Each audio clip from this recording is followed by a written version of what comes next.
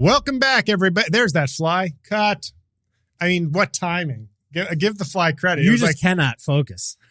I was like, welcome back. Like if you had come over here and gone like this, I would have stopped. The fly just it was like the fly was resting and it was like, what?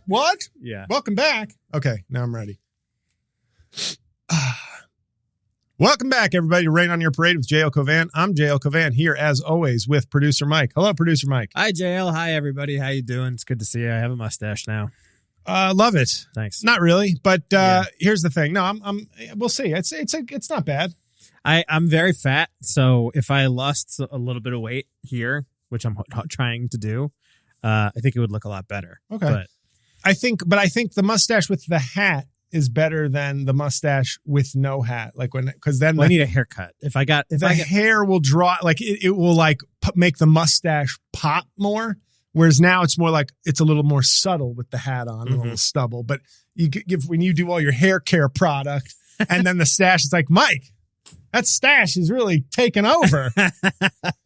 Yeah. I mean, listen, it is a cultural birthright of my people to have a mustache. I held up a picture of Super Mario as I shaved whatever I had around here off. And, I'm just hoping that with, 15 pounds off my face, it's going to look a little better, but that remains to be seen. That's a lot of pounds off a face. Yeah. Anyway, we had a great week last week. The country had a horrible week, but that seems to be how my career goes. Dictators and pandemics usually mean the JL market is going to skyrocket. So I've been getting offers for shows now, private gigs. The Patreon, thank you, really? everybody. It's blown up that much? I mean, I don't mean to act like I'm getting 18, like I'm turning things away, but it's like every day there's 2 new Cameo orders, 3 Patreon subscribers, extra subscribers to the podcast, right? A private gig here. Do you want to do New Year's Eve show here? So it's just interesting. You can tell. I should be listed on some sort of financial market website where it's as the JL market starts to climb, investors get spooked. So, that's the way it is, I guess. But we had so much great feedback last week, and hopefully I'm hoping we have a lot of those people stick around, that this provides them. I'm not here to heal. I'm here to be myself. But if me being myself and sharing my thoughts gives people a place to go to. The dream here, Mike, and I think you'd agree, is left of center Joe Rogan.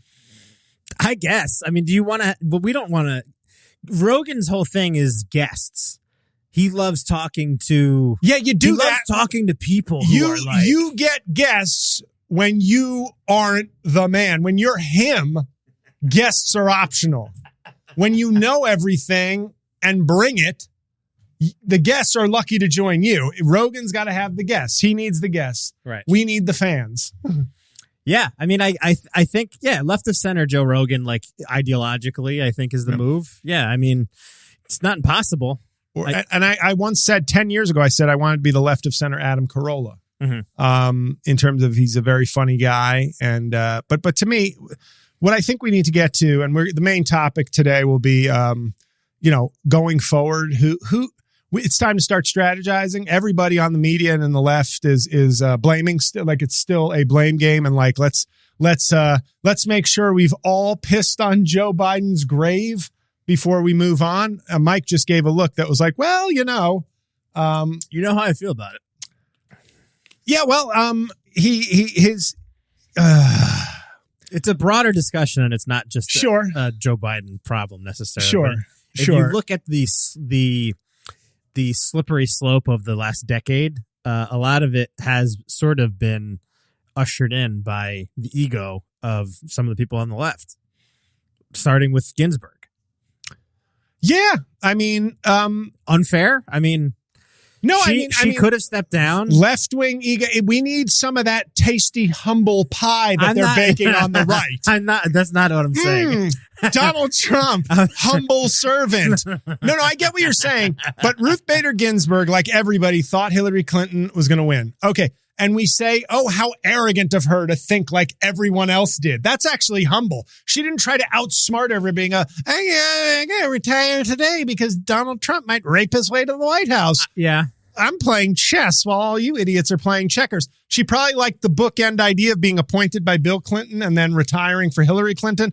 So people say arrogant, but at the same time, you know what else? She became a sort of, just like Scalia died in office. It wasn't arrogant because it was a Democratic president. His arrogance was like, I'll be here. I'll have a heart attack on a hunting trip. I'm never leaving here. But that's not arrogant. Antonin Scalia, not arrogant. I'm not talking for you. I'm talking in general. Antonin Scalia, not arrogant. Ruth Bader Ginsburg, once again, the double standard where everything the left does viewed in the worst possible light. Ruth Bader Ginsburg, you were the Thurgood Marshall of women. So when did you become such a selfish bitch? I'm talking now. Okay. I'm talking. I got the microphone, Mike. No, it's that. I'm not saying that's what you said, but you opened the door to like that. It starts with Ruth. Then Hillary Clinton showed up with her vast knowledge and experience, and she didn't go to Wisconsin to blow enough cheese farmers. Jeez, what a bitch. And then we get Joe Biden, who, let's be honest, no COVID. We don't have a President Joe Biden. I'm saying that right now. It took all that. That might be true. It took all that. It took COVID. It took the Lord via Wuhan to show up and say, this is a biblical problem. It deserves a biblical plague. Side note, all due respect, I do mourn the victims of COVID and don't dismiss it. But for this podcast, we're speaking for comedy, comedic hyperbole. Of course. Just got to put that disclaimer in, and we'll get to why I have to do that, because apparently I was an ally for 3 hours for one fan, and then, the left giveth and they taketh away. No. So to me, we don't have Joe Biden. Probably. I should say probably. Without COVID, we probably don't have President Joe Biden.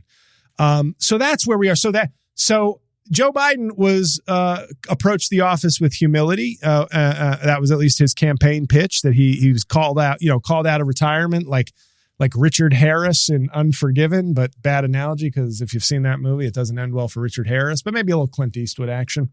But now we're here where, once again, somehow it's the arrogance of the left. It's the fact that what we need is honestly a candidate who's both 100% pro-Israel and 100% anti-Israel. If we can just find that candidate, I think we'll wrap this all up. If we could just find somebody who cares about climate change, but also wants a bidet made of natural gas shooting up their ass, I think we've got the perfect candidate. If we can just find somebody who cares for marginalized communities, but isn't afraid to participate in hate crimes against those marginalized communities, we will probably find the perfect candidate. So it's good. I mean, so many options out there, Mike, but if we can just find a candidate that encompasses all those views, I don't think we lose another election. Yeah, maybe not. I don't think so. I think we'd be very hard pressed to lose an election if that person was also someone of deep, profound religious faith who never did anything that reflected that religious faith. I think so. So I just think we have to go on a search for that person. And if we can find that person, I think we can win. I think we can take this country back. Though a country doesn't really want to be. I feel like at this point, taking the country back. No, it's been taken back. We'd be kidnapping it at this point. Like, it's like, I want to go with daddy. And we're like, no. We have fruits and vegetables and books and tolerance and clean air for you. No, stranger danger. Dad, Democrat want to kidnap me. And he's like, who the fuck are you? And they're like, see, Dad's so cool. I want to go back with Dad. Get the fuck off me. You got the ice cream on my suit, you little shit. Dad curses. He's the coolest dad. That's America, man. So, but of course it's all Joe Biden's fault. Just like nothing he did ever got any credit. It's all Joe Biden's fault. I got it. And then hopefully when many of his bills, if the things that they've put in place that can't be undone by Trump, hopefully when those help some people or get some people jobs, they give credit to where credit's due. Don Jr. in 2028. So it's, I'm tired. I'm sick and tired, Mike. I'm fucking networking this shit. Yeah. This podcast is about to be the funniest version of network you've ever seen. By the way, before I just recap my gigs this weekend, which were fun in Princeton, New Jersey, thanks to everybody who came out. I have to say, Bernie Sanders. I think I insulted him at the end of the last episode. Yes. And I'm going to start calling him Bernie Ruxpin. Because you know what? He really only has the same 8 fucking phrases. I say this as somebody who donated to him and thinks his message is important. But how about you modify it once in a while, you old fuck? How about once in a while, when a president like Joe Biden that you supported publicly and encouraged his strong stance on unions, the bills that he did that did help the middle class, how about you don't become a fucking rat like everybody else? As soon as the media is paying attention to you, going to go, actually, nobody in the Democratic Party cares for the working man. That's why they left us, because we don't care for the working man. And Donald Trump does? You old bag of shit. Donald Trump cares about the working man. So that's the working man is punishing us by going to their mortal enemy. Well, maybe the working man's a dumb fuck in your scenario. Maybe he should go into a factory with no safety requirements and watch the lead pipe hit him on the fucking head. Oh no, I'm paralyzed for life. Nope, you don't get benefits because you got President Daddy Trump. Yay! Working man. You have to, 119-year-old Bernie Sanders is in the middle of the Atlantic Ocean where we're all floating. This is because the working man was aware about the Democratic Party. Oh man, Bernie, you were so right. If only we elected you. You know, because Republicans always paint everyone as a socialist. That's what scares the Cubans and everybody else. Like, oh, we can't vote for a socialist. My grandfather escaped Fidel Castro, so I can't vote for a guy who wants to give a black guy food stamps. No way, no Fidel. Oh, but I'm sure we'd be fine with a guy showing up who's like, I am a socialist. Oh, no, it's Joe Biden's too socialist. Kamala Harris is too socialist. But Bernie Sanders walks in with the fucking hammer and anvil or whatever going, socialism, it's going to save us. They'll go, oh, yeah, no, he's cool. We're cool with the uncut, pure fentanyl socialism. It's just that weak shit we didn't want. So now he comes out and does the same phrases, like out of context. It might as be 2008, 2016, 2024. He's just like, they have abandoned us because we abandoned them. What about when you're doing fucking appearances and praising Joe Biden? It's because he's doing the thing. He knows, and I know he's a saint. He's a saint. He's going to be the progressive martyr when he dies. We would have utopia if only we had entrusted Bernie Sanders, the most electable man in America, the old Jewish guy who's a socialist. America's been clamoring for that. Have you seen the people out there, Mike? Have you seen them? They're so pro-Jewish. They're so pro-socialism. They're so pro-regional fucking stoop in Brooklyn accents. That's what they want. That's what America's been clamoring for this whole time. So, of course, he would win in a landslide every time. All the time. We'd fuck the Constitution. 4 terms for Bernie. Who cares that he's 90? That's only a problem for everyone else. For Bernie Sanders, he burns with the light of innocence and youth. He's like nuclear fission. Like he's just burning eternally and he can live forever and save us. So, I'm tired of him playing the pull the string. I'm tired of that because it's out of he doesn't have the decency to modulate his message enough because he's a politician. No, I know everybody else is a politician, not Bernie. Everybody else is a politician. But, and this is after I bought Chappell Roan's album this weekend and listened to it. So imagine if I hadn't had that dose of hip queer anthemness in me. I'd be really fucking surprised. I'm proud of you. Let me tell you, that Happy Stripper song is my jam. Yeah? That song is Chappell Roan fan. Wow. That fucking, when she did that shit on SNL, I was like sitting there going like, this is fucking good. Yeah. It was real good. This is good shit. I'm not kidding you. I was like, this is awesome. I believe you, Jack. I was like, this is awesome. So, I needed to do that to because I can't go, I'm going probably too hard on the progressives anyway. But I'm just saying, Bernie gets to be a saint. And he gets to come out and play the same political game like nothing's changed. Like it's still just corporate Democrats who ruined everything. Well, Joe Biden didn't ruin everything. He did. He listened to you and AOC. He really did bring in more left-wing policies. He listened. He's not going to fucking be you, but he really did.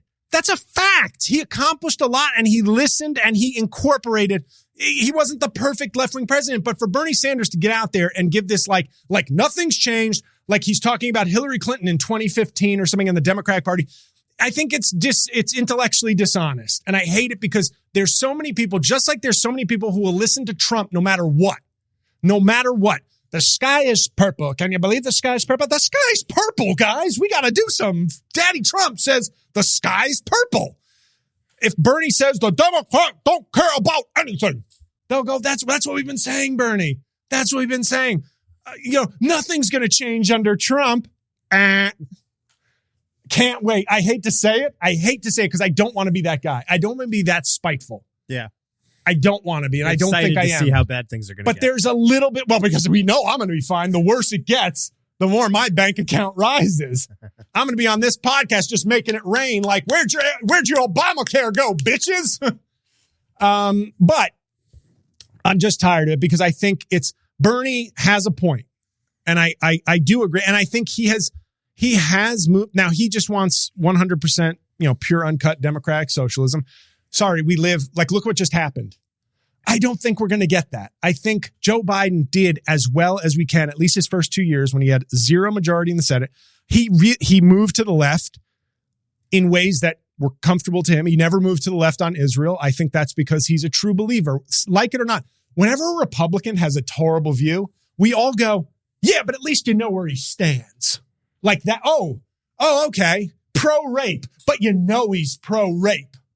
Okay. He doesn't come here like the Democrats going like, well, there's different definitions and I think these people should be punished, but maybe not those people as harshly. Shut up, nuanced motherfucker. We didn't come here for nuance. Jack off from Nebraska is pro-rape. I don't agree with him. But I know where he stands and I can respect that. That's what we do. This performative, I can respect. He's an awful person. Hitler was a bad dude, but I knew where he stood. These Democrats, though, one day it's pro-fracking. The other day it's kind of pro-fracking, but maybe we need some safety measures. Well, which is it, Democrats? Which is it? I like the guy who's like, I'm pro-fracking even if it burns the country to the ground because at least I know where he stands. Anyway, if I had long hair, I'd be like wiping it back. Fuck yeah. Anyway, the point is, Mike, just sit tight for a second. I'll let you in about a half hour. No, take your time. Cooking, man. I had that coffee roll at 6 p.m. from Dunkin' Donuts, and I'm like, do. So, but I don't like it's always so easy for somebody like Bernie Sanders to just show up and he can say the same thing. And there are people who are just going to say, yeah, I agree. I agree completely. I've always thought that. And I've just been waiting for somebody to feed it to me again. Because maybe the nuanced message, maybe if Bernie said, now Joe Biden did some good things, fly. If Joe Biden did some good things, then they're going, shut up, Bernie. We didn't come here for Joe Biden wasn't that bad. We came here for burn it down. Mm-hmm. And I think that's wrong. And I think Bernie Sanders is wrong. And I have been unhappy with his performance since this because I think he took his message unchanged with no extra context added, nothing, just and people go, see, we told you, Bernie be finishing up his second term right now. We would have already changed the Constitution. He'd be doing his third term. We'd be all happy. Everybody would come together. And, now we can't have that. Because, of course, of the Democrats. It's the Democrats' fault. So that's just my opening salvo. That's been JL's opening take. Bam, bam, bam, bam. Sponsored by Bernie. It's so weird to then be like, the shows were. I'm only doing this, Mike, because the fly was trying to get in my mouth. I hope that's not too distracting. What if there was no fly in here? And what do you want me to do? I'm saying, what if I had like a brain tumor? Like Shutter Island? I see flies, but I'm also becoming a political savant. It's like that movie Phenomenon with John Travolta. Yeah. If I could change the world. One of the worst Eric Clapton songs of all time in that movie. Anyway, that was when Travolta couldn't wait to spend all his Pulp Fiction capital. Yeah, I know. He just was like, I'm back. And then just bad movie. Michael.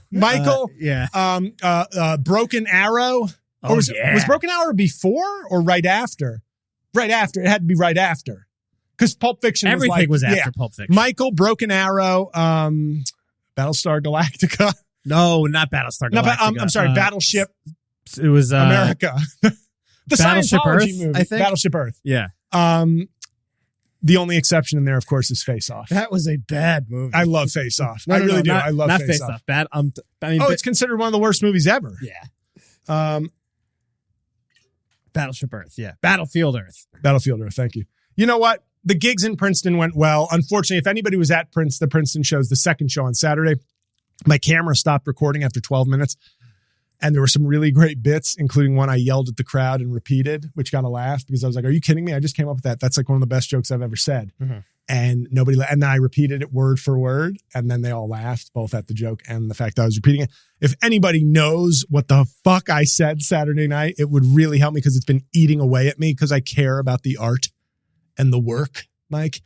But great shows in Princeton. I walked a couple, Mike, which hasn't happened in a while, but I'll just tell you the story and then we'll take a break. And by the way, like I said, thank you so much to everybody who's been joining the Patreon. Keep it coming. I'm really going to start building that. I've already been doing several regular things monthly on it. And it's only $3 a month, but I'm going to start doing more on it, even if it's just like movie reviews and trying to do maybe an extra live chat or something each month. But thank you to so many signups, and I hope you stick with it. And I hope I make it worth your while. By the way, it's only $3. And if everybody call to action last time, I'm sorry, not the last time. Half Blackface, Amazon Prime. Watch it. And if you like it, please give it a 5-star review. Just go to your computer to leave the review. You can't leave a review on your smart TV. That's it. Those are the plugs. Show in New Jersey, Rutherford, New Jersey, 8:30 this Saturday, November 16th. And that's it. There are your plugs. But the show, I walked a couple. And I was happy when I found out I walked them because I saw their conduct during the first two comics. And they just were like talking, but the woman had a very loud voice. And I was like, this is rude. I don't understand. And there were like people in their 50s or, like late 50s. It's like, maybe early 50s. You don't know how to act at a what is this? This can't be the first time you've ever been at a show. But I get up there and I was talking about January 6th. And my common joke right now is like, hey, wasn't that crazy how the Democrats lost and admitted it? Like right away, Mike. They were just like, we lost. Yeah. And then Kamala Harris gave a nice concession speech. Tim Walz gave an especially nice concession speech. And if right-wing media wasn't so dedicated to painting liberals and Democrats as foaming at the mouth, baby raping animals, they would probably show the Tim Walz speech because it was really like a call to let's get back to basics. Let's have conversations about family and community and get together again beyond politics or before politics and just start to get to know each other and see the humanity in each other. Very beautiful message. But if you share that, then you might have some viewers who go, oh, you know what? Tim Walz not a bad guy. I don't like his policies, but you know what? So what? I don't like his policies. I didn't vote for him. But that seems like a good guy. That's he's like my neighbor. He's like, I have a couple of people who remind me of Tim Walz. And no, but they can't show that. They can't. But I started saying, I said, isn't that weird how there's not going to be a war on January 6th this time? That's crazy. Yeah. It's almost like it's every other election except for one. Weird. And I just was like, yeah, I mean, are any of the MAGA people just going to be in DC on January 6th? Just going, shouldn't there be more dead cops? What is this? This is weird, right? This isn't what it's. And they the woman apparently said, that's not funny. And made her husband leave, which I respect, not to sound too much like Trump, but at least the man stayed a little longer. And then it was one of these things where if he didn't leave, it was going to be trouble. Mm-hmm. And I always say, any woman who would make me leave a comedy show, that's the last time I'm with that woman. Wow. Oh, no, okay. Bold statement. Excuse me. Barring the comic being shut your fucking mouth, you fucking C word. Yeah. Then I'd be like, doing a real Tony Hinchcliffe. Yeah. You know what I mean? Just from the comedy, it's just not, I'm not saying people can't be offended or anything, but I just wouldn't be with somebody. I know. Yeah. I know that you are I went on a date with a woman. It was our second date. It was not quite 2008, Mike. Yeah. Toned down the Viva La Vida and the Timberland. But it was still, at a law school, J-L, running amok in the city, recently broken up from his college sweetheart. And second date, I had tickets to Dane Cook at Caroline's. So she's late. So we end up in that back corner, the two top, all the way, literally the farthest point from the stage. And I was like, great. I was here 45 minutes ago. Okay. But I'm yeah, you're a tall, hot chick. You're allowed to fuck around once in a while. But then she found out. then she found out. Because then she found out, Mike. She fucking found out. Because Dane Cook did a bit about, have you ever been with a woman and you go down on her and her vagina is like 5th grade play curtains? And everyone laughed, including me. Oh, wait, one person didn't laugh. The woman next to me. Not laughing is okay. The judgmental look she shot me, not okay. No more dates. That was it. Wow. That was it. Yeah, I get it. That's also a vibe. Like, it's like, it would be one thing if I was like if I was fucking Max Cady and Cape Fear, just the only one cackling. Yeah. Everyone was laughing. But she looked at me like, yeah. And I was like, well, either you're a sore sport or you got an entire Arby's in your pants. Oh, God. JL, I was with you until you made the Arby's reference. Disgusting. I can't support your show anymore. I'm going back to MSNBC. So the shows were good. I walked that one couple and I had talk about having less than no regrets, because I was like, yeah, that would offend you. I mean, and okay, you have to include every exception. If they had a child who was law enforcement or a relative who was law enforcement who was killed, obviously feel free to leave. But why would you be a MAGA supporter? Wouldn't you be more sensitive to people who kill law enforcement? Or is it only if they're black people? Anyway, on that pleasant note, guys, you're in for a good episode, though. I feel like, you might need a break after that hot intro. Yeah. That was pretty hot. Yeah.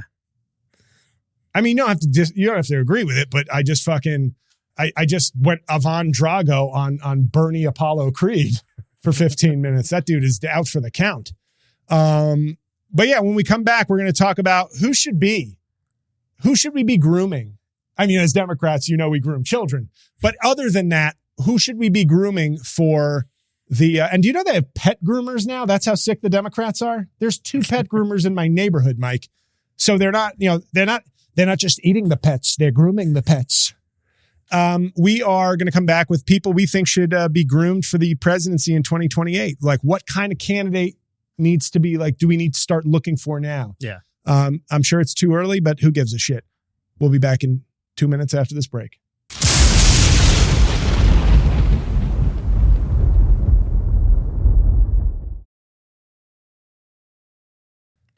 And we're back. Mike, how was that break? A little long. Okay. Well, that's how we do it here. So I've been thinking about this, and I have a lot of different things. I'm sort of my YouTube content, which is getting a lot of subscribers. I think I don't want to abandon the comedy. I certainly don't want to become a pundit right now when I'm still in the middle of if not thriving, surviving. I think that's how I would call my comedy career. It's surviving. Yeah. We're hoping it can be thriving, but it's surviving. Got him. But, but I think I'm going to mix in some punditry and some comedy, like in my... take your producer's advice for the first time. Hey, everybody, because I'm not Bernie Sanders, I'm going to tell you that Mike wanted me to go in this direction, and I didn't want to. I don't want to. I don't want to. I want to do an episode talking about... I wanted to do baseball episode. Yeah. I mean, you're still... I have to do this episode on bikes. No, I get we can't talk about politics. Well, the show is finding itself, but I also, I still want it to be my show. And I talk politics plenty. It's not like I go, fine, we'll do an episode. I do talk a lot of politics, but but obviously we're in a new world, a world that I didn't think we'd be in. Unfortunately, and I guess I was stupid or delusional for thinking that. But I figure the way we can help people, when a topic comes to me, Mike, we're going to have episodes where our listeners drop off by 99%. Yeah. When I'm like, I want to talk about this. Yeah. For instance, there is going to be, I think this actually might do fine because it sort of ties in, but I have begun rewatching. I'd given up on the show because I didn't think it was very good, but I've decided over the next month and a half to binge all of Yellowstone because I want to talk about it and see, if I still think it sucks. Yeah. Or maybe it doesn't. And either way, it's relevant because it's like the ultimate red state show. So there is a political current that runs with that show. So I figured that's a way of, yes, it's the Yellowstone episode where I point out all the things I hate about it and why is this show successful, but it's also, it will fit the narrative. So I think maybe that's the way going forward. I do other topics when I don't want to just be like, Bernie Sanders sucks, Trump's an asshole, the end. So that's, and I think people, they gravitate to these politics episodes anyway. So I hope that's a way to keep them interested, because we want to keep the fans. I appreciate all the good comments. But I still don't want to be just a complete algorithm slave. No, but you're good at it. And I think if you weren't, that would be a different conversation. If you were some sort of fucking stupid hack, then I wouldn't guide you in this direction. But I think this matters. And also just... Wow. Yeah, Mike is slick. He just slid that like sensei line in there, just matter of fact. What? I wouldn't have guided you. I wouldn't have... Mike... This is what I do. Mike and his women are just... There's a big thing of clay, and Unchained Melody is playing, and it's all of Mike's female podcasters together molding me like in Ghost with Patrick Swayze and Demi Moore. And he's like, look at what I've created. I mean, that is, in my mind, yeah. All right. But, go ahead. So it's time to sort of start constructing a candidate. Mm-hmm. Like start building it's like Build-A-Bear. We're going to build a candidate. Sure. And all jokes aside, what I said in the beginning, although I half meant that, we just need one guy who's pro-Israel, but also completely against Israel. If we can just find him, and it's a him. I have to get that out of the way. I'm sorry. You have a name. No. Yeah. I have a gender, and it's he. Okay. Understood. Probably a smart move. And I don't like saying that, but we can eliminate half the population right off the bat. And that's disgusting, because I voted for 2 women. Okay. I have voted for Hillary Clinton gladly and Kamala Harris gladly. And I don't like seeing my feminist credits spent on nothing. Yeah. Like if I want to cash those in on a winner. Right. And it's more important that and this is the thing with Democrats, when I say we've got to win, it's not we've got to win. Like Republicans, it seems like it's Trump's got to win because I need Trump to win for me. I don't need Democrats to win for me. I need Democrats to win for us.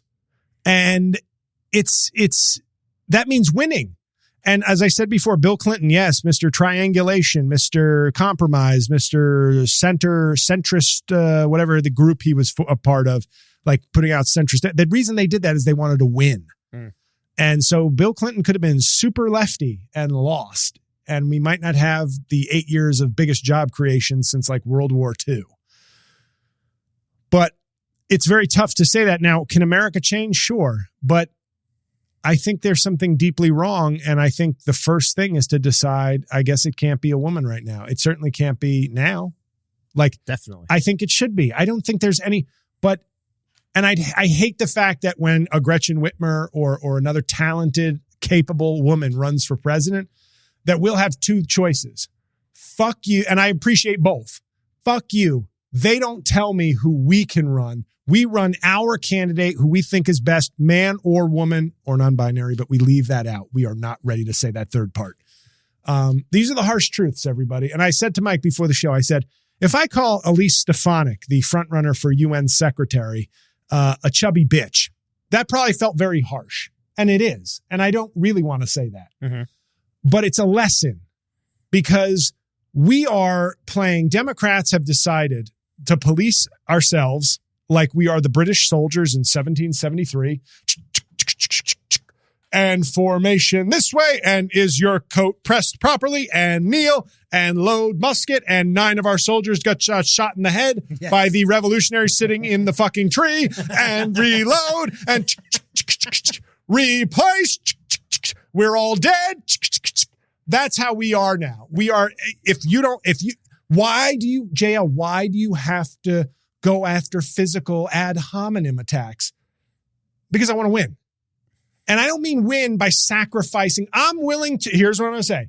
I'm willing to sacrifice some decency, some table manners to win. I'm not willing to sacrifice groups of people, the amount of people commenting that we got to get rid of the trans issue. Well, you're probably right politically, but that's a step I won't go. I won't abandon a small community being fucking vilified by pieces of shit to win. That's where I don't go, because you could argue, hey, the 3/5 compromise in the Constitution, great politics. What happened because of that? Oh, we had slaves for a bunch more years, but good politics. Good politics. So dead giveaway. I don't know why I just thought of that guy, but we should run him maybe. Who? Charles Ramsey from Cleveland, who discovered the three women. Swear I thought you were doing Pacino. Oh, no, that would be dead giveaway. It's more. And then it veers into John Bernthal. Yeah. So I think, and I say that not because I'm going to say that, but we need to not sacrifice our values, but maybe some of our manners. I think that's the way I would put it, because they have neither on the other side. So if you're not going to sacrifice your values, which you shouldn't, you should be willing and able to pull out a knife in a knife fight, not to just go, I'm a conscientious objector. Well, they just slit my throat. Yeah. So congratulations. Now you're a martyr. Right. So first things first, we need to get rid of we need somebody who's a little uncouth. If need, they don't have to be, but if someone is, and I thought first guy, John Fetterman. No. Here, I'm going to tell you why not him. Oh, okay. And I know he's too pro-Israel. No, and he can't speak. He's a fucking pig slob. No. Right. And he got elected to the U.S. Senate, one step below I'm not endorsing him. I was going to, if you hadn't given me such a radical left from the get-go. No, that's my point. I said if John Fetterman had Pete Buttigieg's brain, I would be endorsing him right now. Yes. And you say, because but he's a slob. Well, he got elected to the U.S. Senate as a slob. He is a slob. I think his cognitive issues, and then there's going to be people saying, JL, there's nothing. He has a spatial recognition issue. Well, then he can't run. He can't be president if he has this whole thing of wow, JL, I didn't know you were ableist. I'm winningist. I'm for winning, not for moral victories. We've had enough of those. It's time to get, as I've said in the past, this is one of my favorite lines that I came up with, sir. You know what the thing about a moral victory is? And now I'm starting to sound like a new rule with Bill Maher. You know what the thing about a moral victory? It's a loss. Yes. No one who wins goes, and we got moral victories on top of a victory. Right. No, you walk away with the victory. Losers talk about moral victories. We've had moral victories. It's time to get a victory. And this idea of saying John Fetterman, well, that plenty of people, so he needs assistance with blah, blah, blah. Okay. And he can't be president. Moving on. Sorry. We certainly can't go less capable than Hillary and Kamala. Mm-hmm. We certainly can't go less capable than that. And also, but I do think, here's what I'm going to say, and you won't like this. And it's not that I agree with him. He took an absolutist stand on Israel. I'm just saying and my theory, and I've been talking about this with somebody at work who is both disgusted by Fetterman and Elise Stefanik because they are of Muslim faith. Fetterman's Muslim? No, the guy at work. Oh. Do you think I would have even brought up John Fetterman if he was Muslim? I'm talking about winning. Good point. And I'm like, he's a Muslim slob with cognitive issues. That's my guy. I think what he did, and this, I'm sorry, politically, this is my opinion, not my personal opinion on what's right, because I don't agree with Fetterman on this, but he took a big, clear stance. And this country clearly likes, for all the nuance and all the naysaying on all the left, having 1,900 complaints on every issue and 38 perspectives. We have more perspectives than gender on the left, Mike. That was a joke. But that's the line that you get. They have more genders than he took a clear, bold, but he took a clear, strong stance in the wrong direction, but a strong stance. And I'm starting to think that this country will respect a man. Got to be clear. Got to keep reiterating that. We'll respect a man who's strong, bold, clear, and wrong over a man who is nuanced and compassionate and correct. And to me, the opposite would stand true. A candidate who said, Israel, back the fuck up. Netanyahu, you're a war criminal. I have been to Israel. I love the Israeli people. They are an ally. They have been a useful ally. You don't even know how useful an ally they are in the tech and military sectors, stuff we can't even talk about. We were there at the founding of Israel when they needed a home. We helped them build a home. They are a strong, resilient people. I will always stand with our ally Israel and the Israeli people. Netanyahu, go fuck yourself. And that would be equally good to me politically, because it would be like, Jesus, he's not with Israel. You're God. I am with Israel. I'm not with Netanyahu. Fuck him. Mm-hmm. I'm saying as a political statement, either one of those is better than, Kamala Harris is in an impossible position. People are like, why didn't she just get up there and say, Joe Biden's a bitch, fuck him? Even though he's been loyal to her. He paved the way for her. She works under him. They have been partners for 4 years. Oh, why didn't she just throw him under the bus? Why didn't she just say, Joe Biden's wrong on everything? Oh, well, that won't hurt us in the last several months of the Biden administration. That now he's not just a lame duck, he's like a dead duck. Mm-hmm.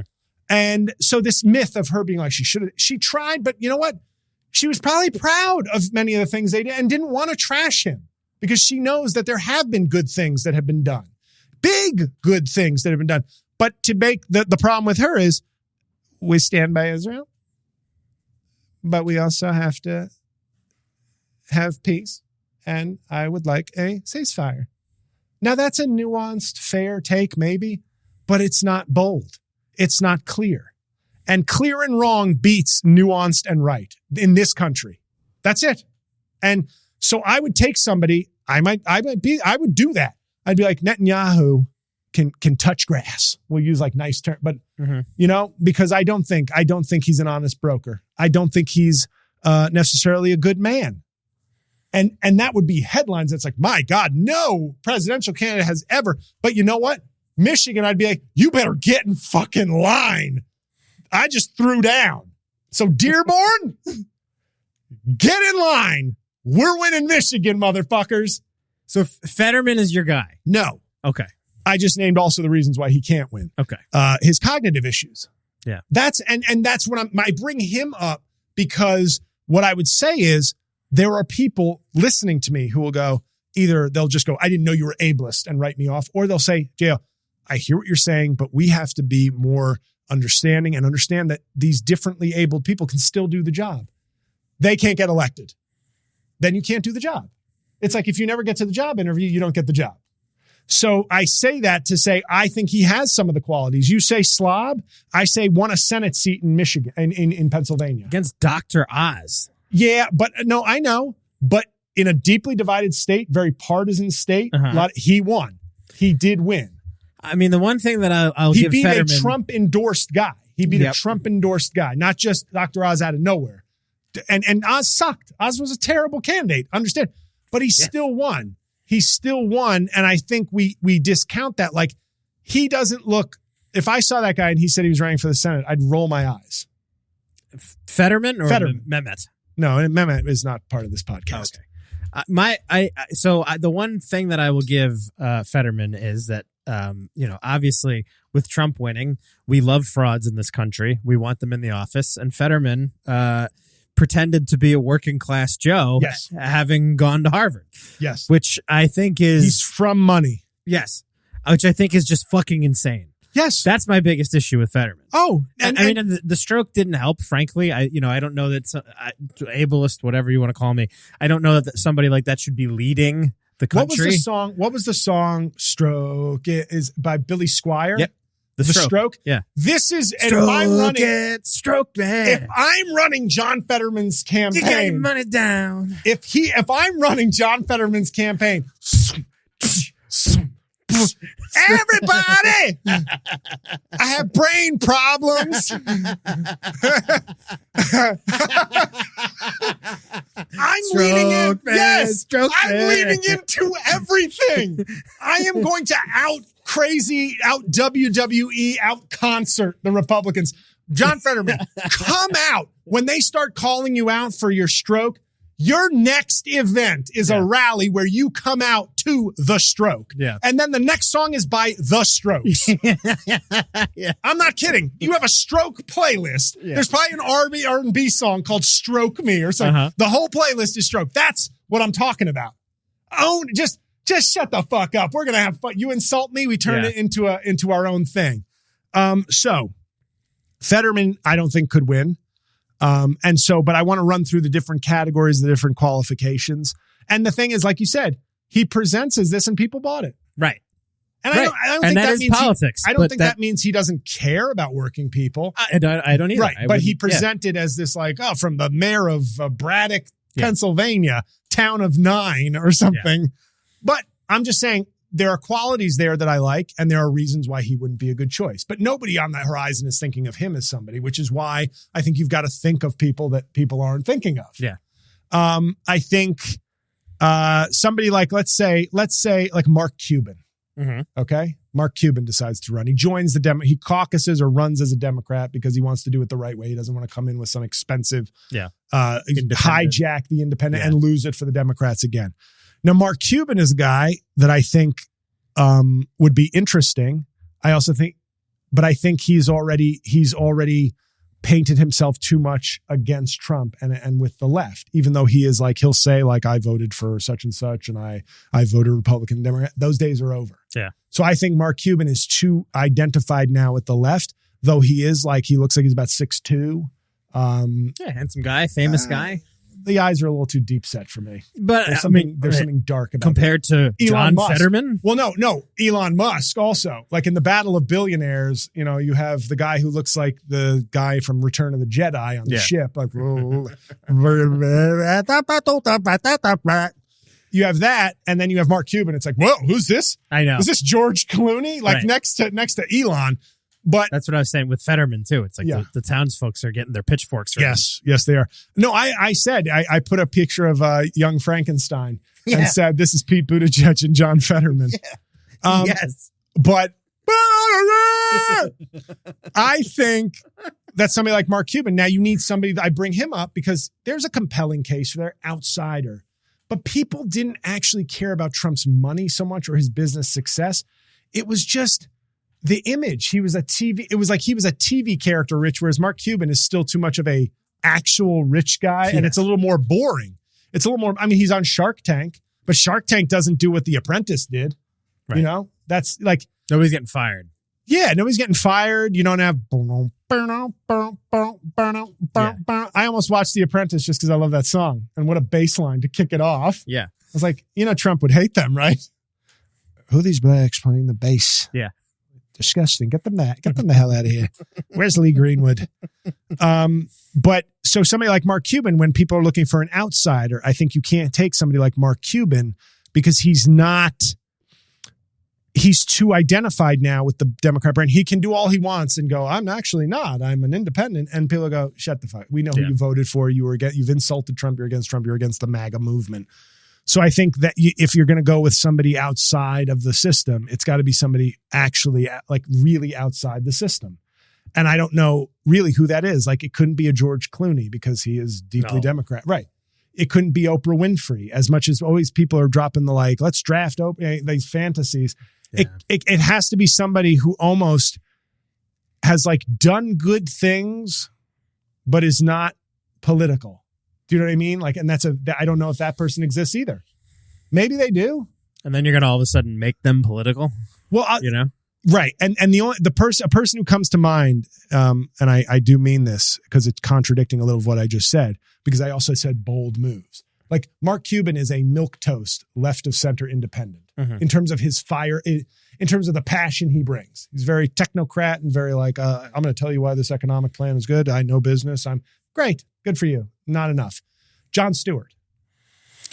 No, I know. But Jon Stewart is, and I'm throwing out names. This is not and I have the nominee. No, I know. But Jon Stewart is somebody who I think hits a lot of buttons. And I'm saying because he can be political, because he is outspoken, bold, very familiar. He's not going to win. I'm just saying Jon Stewart is somebody that I could see making noise and having a chance. Would he run for office, do you think? No, I think I think he likes his life too much. That's what I was going to say. I almost prefer him to just be the Daily Show. I mean, yeah. I'm so happy that he's doing. I know that's more important. What? But we have no idea. What is Mike like watching on TV? Listen, I love Jon Stewart dearly. He is one of my comedy influences. There's nothing about Jon Stewart that he couldn't pull off a younger, funnier, less toxic to certain parts of the Democratic Party version of Bernie Sanders.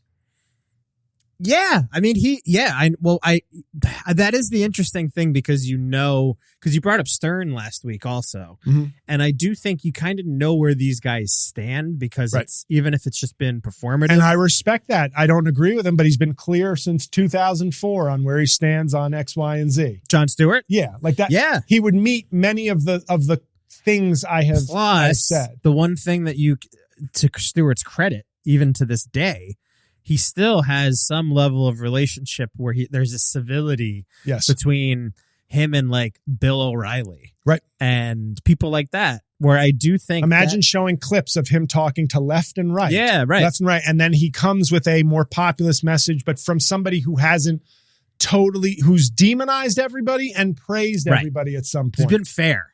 Yeah, because there's plenty of Jon Stewart going after the left. Yes, over like nonsense. Right, and so as I talk about it, I'm thinking that somebody like Jon Stewart. I always liked him, but Jon Stewart is somebody that right now I'd put in the basket of why not? Like, not that he'd get elected, but I'm putting him in the basket of could win. There's a lot of reason, but I'm putting him ahead of many other people. Pete Buttigieg, he's gay.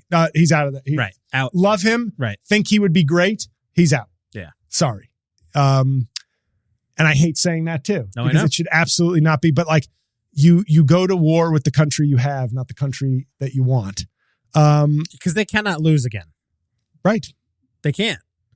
Not in the next, I'm not saying not ever, but if they try to get cute and like we said it last week, again, it's sad that this is the way it is, but the last out of the last 3 elections, the 2 that they've lost is when they've run to women.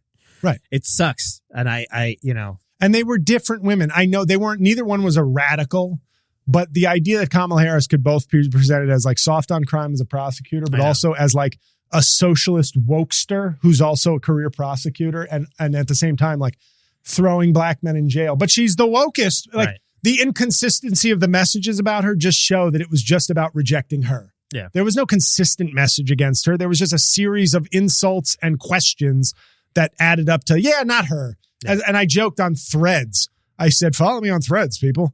I joked that, there's a guy going, no, just not that woman, as he points to all women. Yeah. You know what I mean? Like that's where we're at. So I got Jon Stewart as somebody who I think could make noise. Now we look at somebody like Gavin Newsom, and we talked about him before. And Gavin Newsom, to me, and I did this with people at work today. I said, Gavin Newsom is articulate, straight, handsome, has lots of leadership experience, and is exactly who this country would love to defeat. Yeah. Super handsome, effortlessly slick. Not in a Bill Clinton like, but I talk with an accent, so you might think I'm not smart. Right. He's like, hi, everybody. I'm basically taller, more handsome George Hamilton. And I'm just a politician. I don't even do acting. Yeah. It's like Troy McClure with like who smoked is like how he comes off. And I think people couldn't wait to beat him. That's because he will be a victim of I can't relate to him. Now, Jon Stewart will get knocked for big city Jewish liberal. Yeah. But you know what? There's enough there, I think, to overcome that in his package. Mm-hmm. Not that it won't be a decider if it's a close election, but I think that's somebody that, we need to look at. But with Gavin Newsom, I like Gavin Newsom, but I think, I joked that if he had won the primary with again, gone up against Trump, if they had an open primary, and Trump at first would be intimidated because I think he feared Gavin Newsom because Trump is obsessed with optics. Mm-hmm. And Gavin Newsom is central casting. Gavin Newsom is more handsome than any actor who's ever played president. I mean, yeah. The dude's like, think about that. The dude's like 6'3" or 6'4". Yeah. Slick, full head of hair, gracefully aging. Yeah. Never says He has him and Pete Buttigieg, like the three guys I think are the most articulate sort of on news presenters of Democratic policies are Newsom, Buttigieg, and honestly Cory Booker. But Cory Booker comes off very kind of too earnest. He's another fucking fraud. I think he's a nice guy. I'm sure he's a nice guy. Okay. Well, the fucking fraud felt harsh. He's the mayor of Newark. It was the whole thing. It was very, he was a very optic. Maybe you're right. Maybe that's all it takes. He's a politician. Yeah. I mean, that is one of the things though that we have to face facts is that some of this is a game. Some of it's substance. You're right. And I think Cory Booker, I think his heart is good. I think he comes off to me as an earnest person who cares. So if he had to do some performative stuff or whatever, that's the game also. You can't, it's the Bernie Sanders of the world can like be the most authentic pie in the sky. We need A, B, C, D, and E. And because there's never going to be a time where that agenda can come to fruition. Yeah, but all right. So counterpoint, somebody like Obama, who has disappointed me post presidency. 2, 3, 4. I still don't personally get the vibe that he was a fraud. Sure. I would never use that word to describe. I think he was himself. I would use the word thirsty to describe him, but I wouldn't use the word fraud, where I think that, like what we were saying about Fetterman, and sort of similar to the way that I feel about Booker. But Booker, I know because of growing up in Jersey. Right. Like I know that there's a history. What town in Jersey? Well, not in Newark, but a town that probably wouldn't be caught dead in Newark. You know what? I don't like Cory Blacker. No, Booker, whatever. The black guy in Newark. No, thank you. Remember Newark where we own Newark? I grew up pretty close to Newark. Okay, and no, I mean I'm not from a glamorous neighborhood in Jersey. I'm from the shit kicking south side of Edison, but.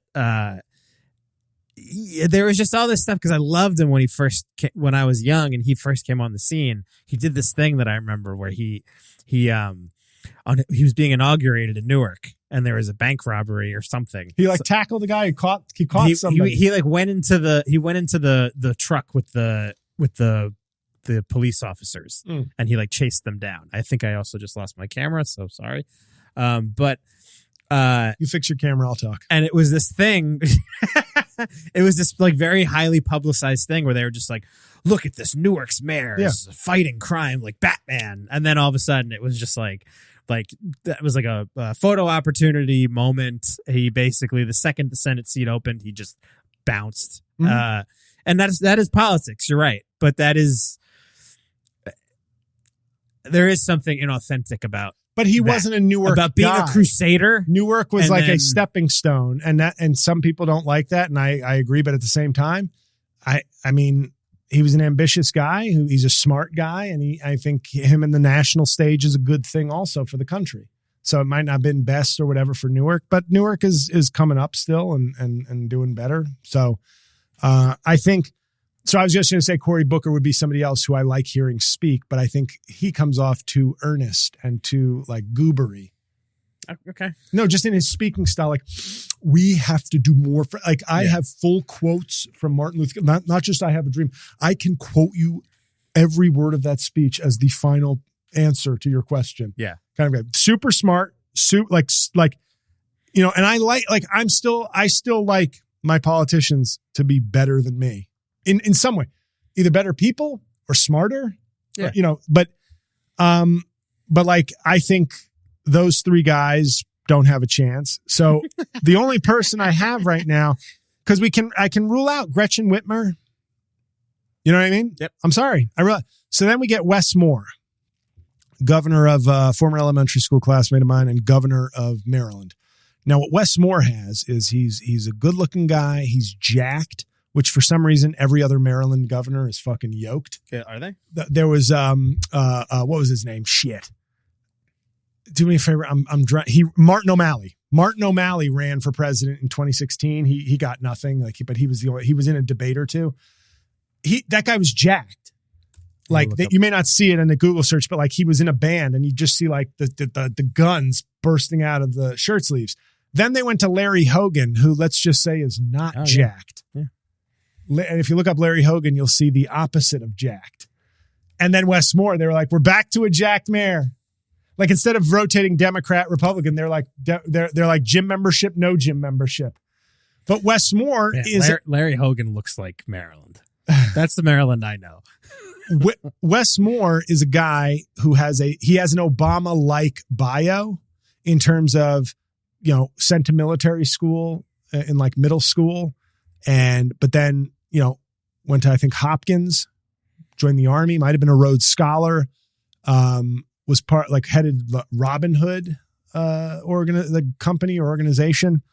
And, just has, wrote a book called that, like a bestseller, like his hillbilly elegy, but it's called The Two Wes Moores. It's not really his, but it's about like another guy who lived a different life, also named Wes Moore. So it's a very interesting book idea, but he's a guy who, like Obama, he's going to have to win re-election in 2 years. Now, maybe a discontent over Trump will usher him in easily into a second term, but we don't know yet. He's not a guy with a government history, but he's a guy with a shallow enough history that if he gets re-election, people are going to be looking to him. Mm-hmm. And he is not Barack Obama with his weird name and foreign daddy. Right. He's military Wes Moore. Mm-hmm. Like looks the part. Like there's nobody on the right who's going to step up there and look more fit. Right. Like he could kick your ass, but he's also, I don't know if he's a guy who gets in the muck. I don't know yet, because is he going to be willing to take bold stances? Like, let's not forget, Obama's boldest stance was probably still his campaign stance to be against the war in Iraq. Mm-hmm. And I will say this, I believe Hillary Clinton voted for the war in Iraq as a political calculation that like I will be killed if I'm the person voting against the war when we were attacked on 9/11. Now people will say, and that's why she sucks. Then a lot of people made that calculation. They are politicians. And I don't know if she shouldn't have. Of course, she shouldn't have. But a lot of people shouldn't have. And Obama didn't have a vote to test him. He had right. This is why, once again, not having your feet to the fire helps. Being untested is the new being vetted. It's like, I don't have to make a choice on this. And that's better, because if I'm wrong, I'm done. But if I never made a choice, I can say I'm against the war. This doesn't affect me. I'm a state senator, and that was a very big deciding line in 2000, a very big point in 2008. And also I think, I read in several books that, even gay marriage, that really was, some people have thought that was like a trial balloon, like they sent Biden out there. It's not true.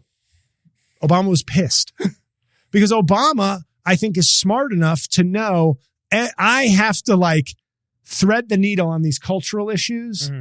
And he was being too cautious. And it was Joe Biden just being Joe Biden. It wasn't Joe Biden going out there as an asset of the campaign. He's like, love who you love, man. Right. And the administration had to, because I've read in multiple books that like Obama wasn't like, fuck him, he's not mad. But Obama was pissed because Obama, like we're talking about now, I think was hyper aware of this country just elected a black president with a funny name. Right. I can't be freewheeling on these issues. I can't be viewed as too, but of course it was really race that fucked him, because when he said Trayvon Martin, if I had a son, he could, and they were like divisive. Yep. Divisive. I thought he was I thought the white half was governing. No. I know even where I thought he was no red states or blue states. We're the United States of America. Yeah.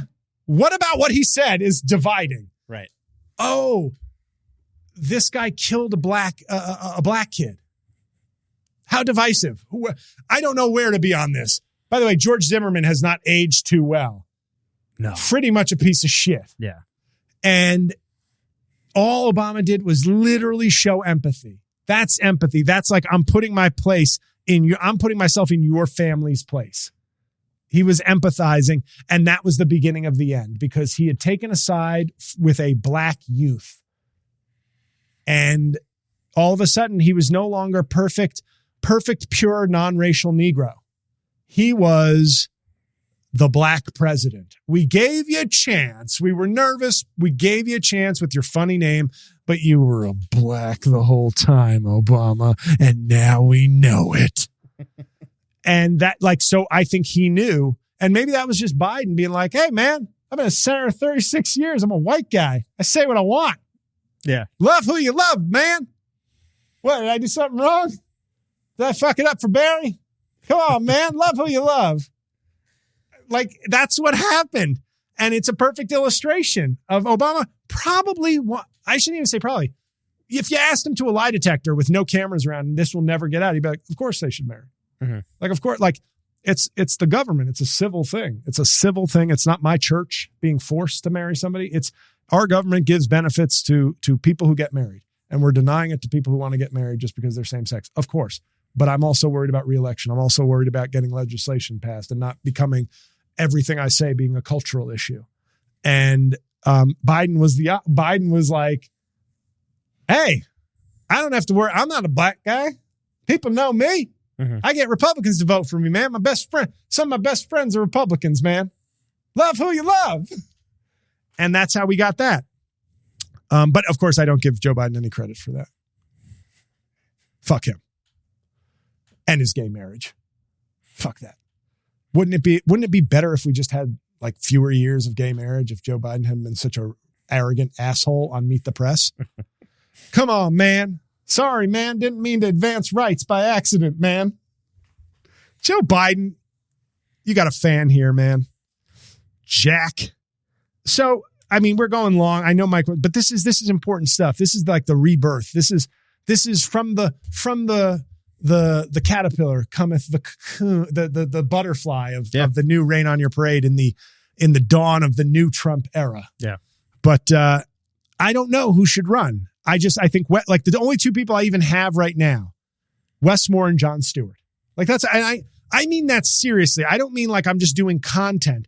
I mean just trying to break people down and think what will work. What does this country want? Because I think it will elect a black man in Wes Moore. I don't think it'll elect a black woman. It didn't. Right. But Wes Moore will present very alpha to all the black men who sort of thought, but what are you going to do for like, I don't know. I don't know if I can trust. What about me? They will see themselves in him. They will see an idealized version of themselves in him. Mm-hmm. Guy's strong.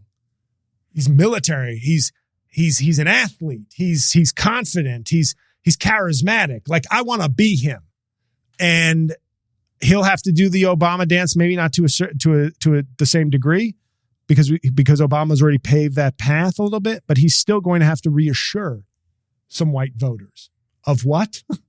That he's not going to be too black, whatever that means. I promise to be a black you can get along with. I don't know. It's so dumb. It's so fucking dumb. But like all you need to know is in 2020, one of the threats Donald Trump had for suburban women was, talking about like NIMBY stuff, like building, in your neighborhoods, like affordable housing. Ooh, there's another reason why we're never going to be okay. I want affordable, not in my neighborhood. Mm. And that's everybody. That's just about everybody. Climate change, we got to do something. No, I want $2 gas, $2 a gallon gas. But I want $2 a gallon. It can't be two. I don't want anybody moving into my neighborhood that can't afford where I live. And I definitely don't want gas that costs more than $2. But I want to solve climate change and housing. That I'm committed to. Just not in any possible solution. But if I could close my eyes and create like a new earth, I'd do it there. So, but I don't know what the fuck. I hate when I go off on those tangents. But me too. Well, I thought we were having a good episode, guys. But our country is not prepared for, I think, Trump. And I think there's this double standard. Like the first thing is if you can't get people to remove the double standard, embrace the double standard. That would be my advice, which is, hey, we have to play by the whatever, the queen of Kingsbury, or whatever the fuck those rules are, the Marquise of, you ever hear those, whatever the fuck it is. We have to play by disciplined rules and we'll be called for every infraction. So fuck it. Stop playing by the rules. Stop obeying the rules because they only apply. And I thought Kamala Harris tried to do that by selecting her interviews, by not just being like, I'll do everything for the media because Trump will do nothing. So I'll double up on the pressure, the interviews. She tried to avoid that to a certain degree, and people will say, well, that was wrong. No, I think it was right. I think there are a lot of reasons she lost, but I think that was right. But we need to find somebody who has the credentials, who has the newness, the talent, and is not afraid to sort of fucking punch some Republicans metaphorically in the face. And we need people on the left to not instantly police. Like people on the left would hire a guard dog and then get mad at the guard dog for biting the leg of the assailant too hard. Like, we wanted you to guard it, but now we will call the police. No, the guard dog is like, I'm here to guard. And we have to stop doing we want to win the right way. I agree on policy, on morals, win the right way. But table manners, I'm going to refer to this as the table manners of politics.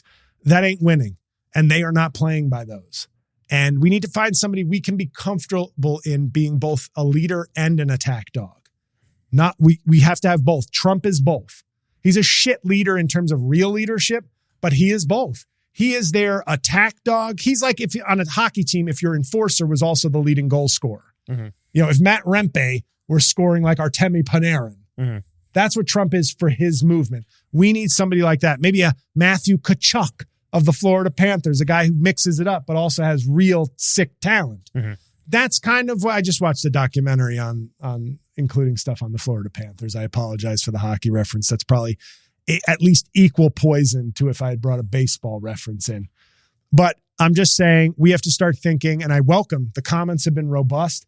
I'm serious. I welcome thoughts, suggestions on who fits my definition of what the Democrats need. Am I missing some people? They can be from outside of politics. They can be from deep inside politics, but they have to meet some of these standards. And I think that's the way forward. I think that's the way to win, because the Democrats have to stop playing they have to create a new label for themselves instead of trying to squeeze in. No, we're going to be pro-working man.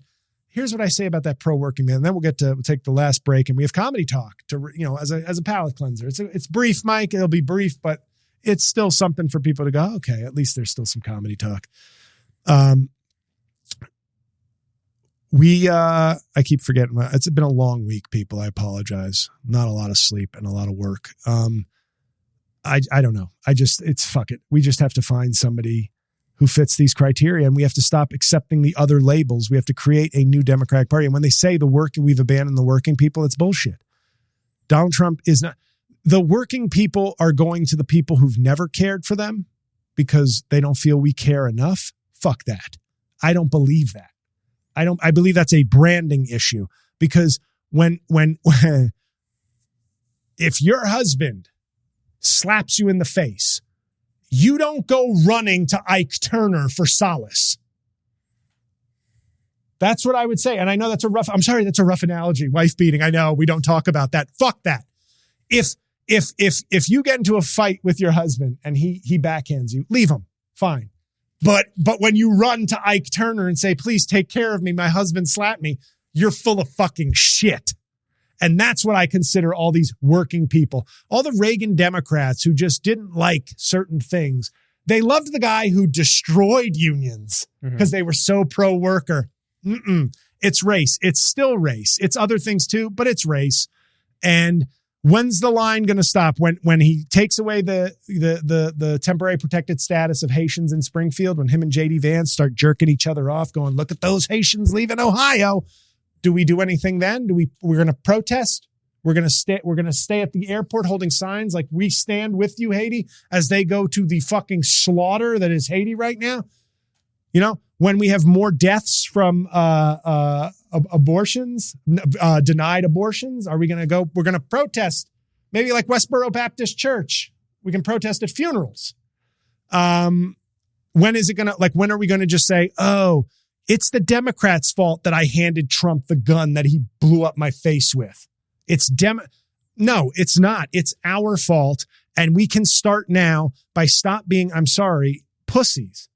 I don't mean there are strong people. There are strong moral people in that, but like we are playing this kind of polite game still, and we should not change our values. We should be pro-inclusion, pro-worker, all these things that are values that are still associated with Democrats. We're just not doing them well enough, according to some critics.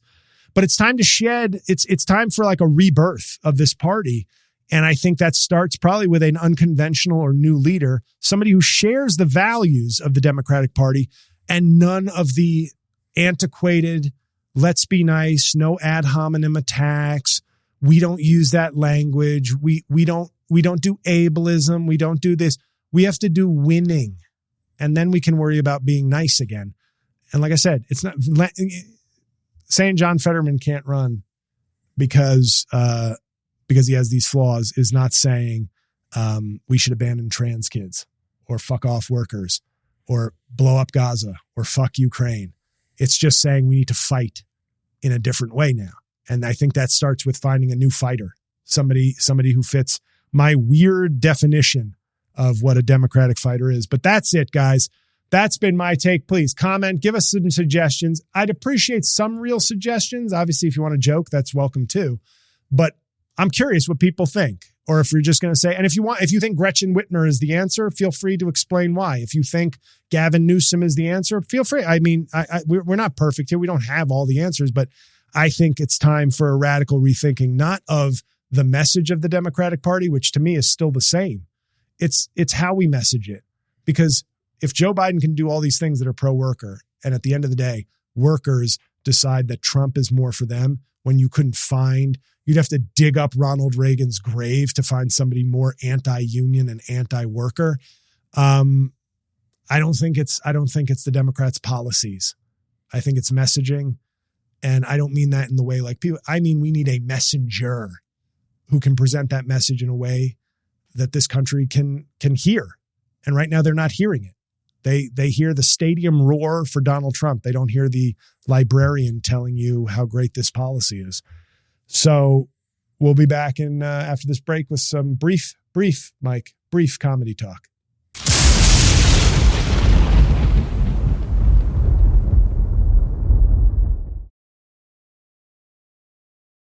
Hey, everybody, we're back. This is going to be a quick comedy talk. I didn't realize that when I get going, I can sometimes really go very long. I hope you enjoyed it, but this was longer than anticipated. So if I took up half your day, sorry. But punch down of the week, of course. This one I thought was, this is not a classic punch down of the week, but I thought it deserved mentioning because it annoyed me so much. In keeping with a reference I made previously, a couple days ago, I wrote, with a picture of Young Frankenstein and Gene Wilder and Peter Boyle from Young Frankenstein. If we could put Pete Buttigieg's brain inside of John Fetterman's body, we'd never lose a presidential election again. Meaning basically the smarts and communication skills of Pete in a big, giant Midwest slob. That was the point. And somebody followed that up, I guess taking me seriously or something. I like Pete just the way he is. Comfortable in his skin and brilliant. Oh, okay. Well, thank you. Because I was actually not suggesting a brain transplant from Pete Buttigieg. And I didn't also mean that to say Pete Buttigieg is like not a good looking enough or healthy enough person that he needs. But thank you. Thank you for Pete Buttigieg. Don't worry. On Twitter, your warriors are on the lookout for anything possibly disparaging. So thank you. That's your punch down of the week. Special Mike. I watched it this morning. I'm running on very little sleep because I give to this show so much. And I decided at 5:30 a.m. I had to watch a comedy special because I haven't reviewed one in a couple weeks, much to your chagrin, I know. Seth Meyers, Dad Man Walking on HBO Max. Here's the thing about it. It was pleasant. I laughed a few times. I never found too much about it horrible. I did find it shocking, I have to admit. When he talked about his wife being Jewish, I was like, hold up. What? Seth Meyers is a Gentile? I was stunned. That was like some sort of like Nanette level, like, oh my God, this just got real. Bomb drop. I was like, wait a second. I just assumed on so many levels. If you saw his brother, you would understand that they are goy. Well, he was on Mad TV. Yeah. and that 70s show. Oh, was he? He looks more like Owen Wilson than he does a Jewish guy. Well, Owen Wilson, you can't tell what from his Not nose Jewish. Because his nose has been. Yeah, but maybe before the Mack truck ran into Owen Wilson's nose 12 times, you don't know what it looked like then. But Seth Meyers, I really just was like, he's not. It didn't matter. But when he was like, my wife is Jewish, and I was like, what are you? Not Jewish. So big revelation. I'm sorry to spoil that. It wasn't meant as a spoiler. It just was a spoiler for me. Yeah. But it's like it's. If people find me too abrasive or like friendly comedy, this was mostly 99% like apolitical. It's dad jokes. It's family stories. It was very pleasant and very light and somewhat funny. So I only say that, because we have people of different comedic tastes that listen to this. So if that's more your boat, some of the stuff I recommend, you might find too harsh or not approachable. This is very, very enjoyable, pleasant, safe for the family kind of comedy. Better than I expected. I actually, because he's a late night host who isn't obviously getting out to the clubs, I expected it to be terrible, but it was fine. It was fine. So I'm just saying, if that's your cup of tea, that kind of comedy, go get it.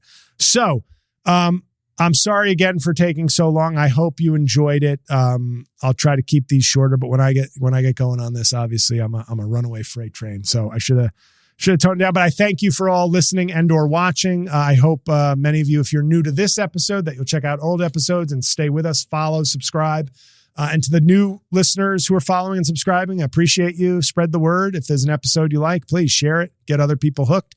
And yes, go to Spotify and or iTunes, Apple Podcasts, leave a review. If you're a viewer or if you just haven't left a review yet.